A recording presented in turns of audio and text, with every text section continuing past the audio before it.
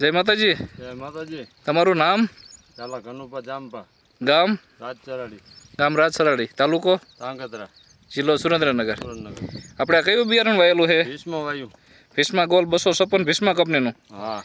અને આપણે ક્યાંથી લીધું હતું? બકુલ બનિયા સુરેન્દ્રનગર. સુરેન્દ્રનગર ભગવતી એગ્રો. ભગવતી એગ્રો. બરોબર. અને આપણે કેટલા પેકેટ વાયેલા છે? 18 વિકમ 9 વાયા. 18 પેકેટ વાયેલા છે.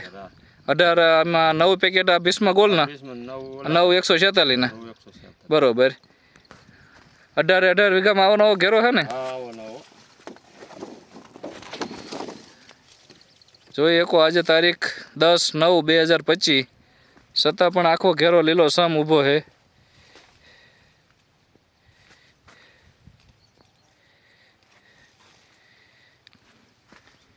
આમાં રોગ જીવાત કેવીક લાગે છે? ના રોગ જીવાત બહુ નથી આવતી હો. બરોબર. અને ઝીંડવા કેવાક છે? જીંડવા હા જો ને જામફળ જેવા.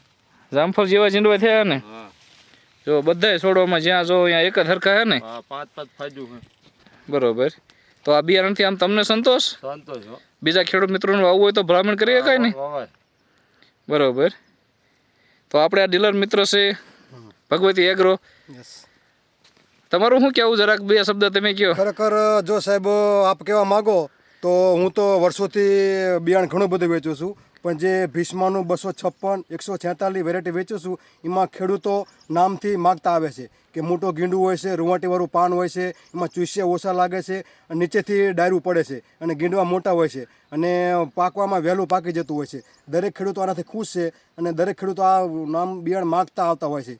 એટલે હું તો ભલામણ કરું છું. આ તો અમારા સંબંધી છે ઘનશ્યામજી, દર વર્ષે 10 પેકેટ 20 પેકેટ વાવે છે અને આ વર્ષે એમને 20 પેકેટ વાવ્યા છે. 10 પેકેટ 146ના, 10 256ના, અને એ બહુ ખુશ છે એવું માનવું છે મારું સાહેબ. બરોબર.